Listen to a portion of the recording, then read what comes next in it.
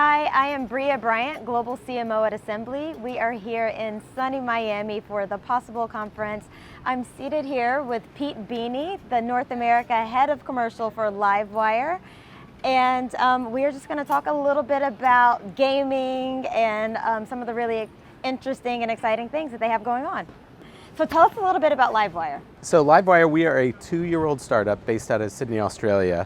We were set up with the insight that a lot of brands and agencies are struggling to be able to operate within the world of games because it has grown to such scale that it's become very fragmented, very complex. There's a lot of players in it.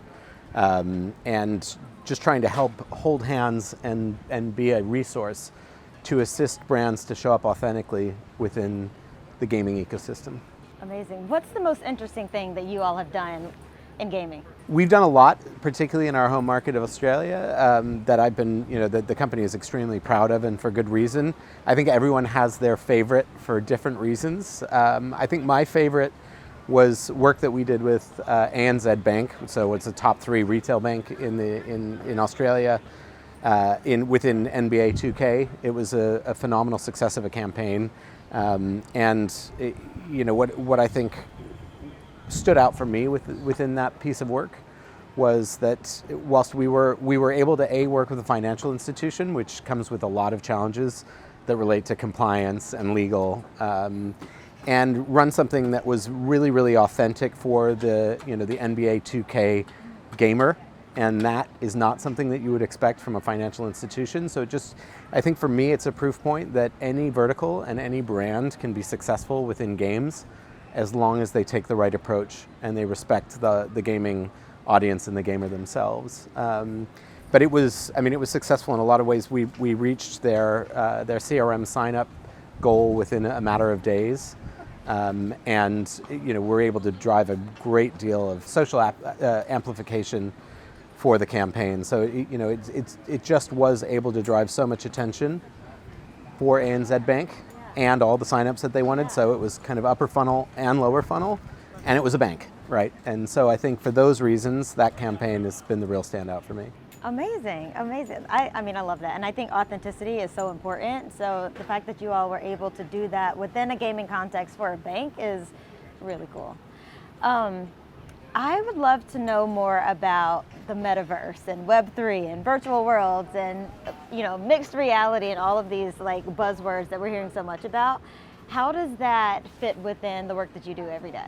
It's inherent for a lot of the work that we do. An example of my view on this, and it very much shared by the company, is that the metaverse already exists, and the killer app for virtual worlds and for the metaverse has always been entertainment. It's been gaming. Virtual worlds have existed, and these sandbox environments have existed within gaming for well over a decade. Some of them have gotten to enormous scale if you look at the likes of Roblox and Fortnite. So I think it's a really fertile testing ground. I think a lot of brands think about it as something in the future, but it isn't. It's something in the present, and it's gaming is wonderful in that regard, and it allows brands to experiment, test, learn, understand how to show up in the metaverse or whatever you want. That metaverse is quite a loaded term. It means a lot of things to a lot of people. Yeah. But in terms of being able to be extremely creative and build within virtual worlds, that opportunity already exists, and it's a lot of what we do is help brands to navigate that and to understand the nature of building, a virtual presence. Interesting. So is Sims the metaverse? The Sims is the metaverse, I would say. There are metaverses, really. Sims is the metaverse, definitely, 100%. Yeah, right? And there are they're becoming more expansive. And I would say, it really depends. I think where we're moving to now, and particularly with things like Unreal Editor for Fortnite, is a lot more opportunity. I think we're about to see a real step change in what's possible, because the barriers to entry for creators are getting lower and lower, right? So now the ability to build virtual worlds or build within virtual worlds or create, be they items for use within, a metaverse, or textures for a creator to build within the metaverse. Like, that's going to create an explosion of opportunity, both for brands and also for the creators themselves, and ultimately for the end user, the player. So if you were a brand or an agency, what would be the best way to kind of like venture into this new world? Well, work with Livewire, obviously. I think the thing is that, right, there's such an expansive opportunity within the gaming ecosystem that can actually be intimidating, I think, to a lot of brands, and can be thought of as different to the other channels which within they work, and it really isn't. I think a lot of the approach that serves a brand well in other environments serves them well within gaming. It's starting with the audience, right? Identifying who a brand's audience is, what it is they want to achieve, really. Our best work always comes from an audience-first approach, because then we can look at the entire ecosystem and understand where is that, in what, intellectual property and what game franchises is that audience gravitating towards, and how do they behave in that environment? So how can we help then the brand to show up authentically in that environment? But I think sometimes it can be difficult, because there's that thought of like, this is such a wildly different environment at face value. Yeah. I'm going to behave differently here. Right. An example of this is we were talking to a brand recently who, they sponsor a very large esports tournament, and they actually pointed out to us that the way that they sponsor an esports tournament is very, very different from the way they sponsor a sports tournament in the real world. And the penny dropped with them right there. They were like, well, why are we doing that? Why are we behaving differently here when so much of the strategy that works in their real world sports sponsorships will work well in an esports context? Right. So, do you think that they have different ways of reaching their audiences? Because a lot of times people tell you that you need to design something for the platform. So for instance, if this were a social campaign or something, you wouldn't put the same type of content on LinkedIn that you would put on Instagram. So do you think that that's why they were approaching it differently? I think so. And it's grown, right? There's over 3 billion active gamers in the world, which is it's very much a channel in its own right. And if you think about the amount of attention that the gaming, the gamers themselves pay to the environments in which they're playing, it's gotten really very large, but not necessarily with all the support structures that a channel of its scale would have. So it's daunting, right? And sometimes just doing a sponsorship or badging or working within one vertical or working within one publisher is the only way to work, because there isn't the level of resource required to be horizontal. And that's really what we aim to change, is to be agnostic across all of the platforms, across all of the publishers, and help build audience strategies that are going to be consistent, always on, and in all of the different areas within the gaming ecosystem where they can be effective.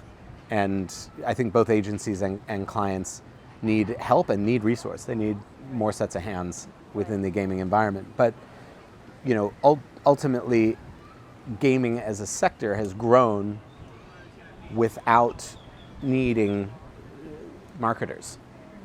But now it's reached such a scale that it makes sense, and there's so many seamless ways to incorporate brands into games and into everything that surrounds games, be them streaming platforms, esports, as I mentioned previously. But yeah, the resource is potentially not there. We need a lot of businesses like our own to fill that gap and be able to help service the market as a whole. Otherwise, the default mode is pick a partner, do one thing, and then that's kind of gaming done. Right. So what do you think is next in the world of gaming? I think we're going to see a lot of growth. I'd like to think as well that as the market matures, I think there's going to be a lot more willingness, I think, on the part of publishers to work closely with brands.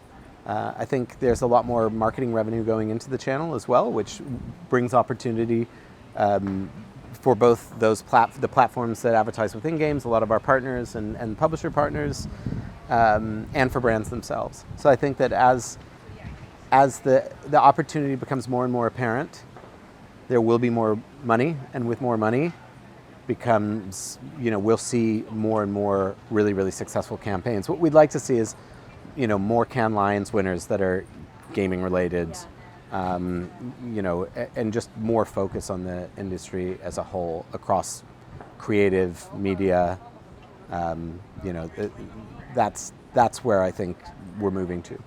If there were 3 pieces of advice that you would offer a company or an athlete or someone who's looking to expand their fan base into gaming, what would that be?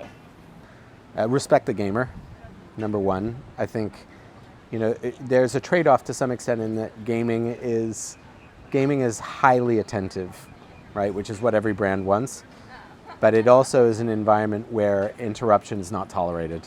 So respecting the game IP and the game mechanics and the end user, obviously, by extension of that, is very important. I think the gaming audience is extremely passionate. So not just respecting them, but understanding that there is an opportunity to extend the love that they have for the game that they play to your brand, be it a person, be it a sportsman, or be it a sports person or a brand. So understand that opportunity, I think, would be piece of advice number 2. And piece of advice number 3 would be treat gaming as the channel that it is. I think if you look at how little marketing revenue goes into the game channel compared with similar channels of its scale in terms of both users and time spent, that I think is also a challenge in itself. I think the budgets need to grow for more great work to exist and for everyone to get more comfortable and more effective within the gaming space. Amazing. Well, I think we're going to wrap it up pretty soon. How would people get in touch with you or learn more about Livewire? Yeah, well, we're open for business now in the US. We've launched Japan last week. We are soon to launch France, launched the UK 3 weeks ago. So we're now very much a global footprint. Yeah.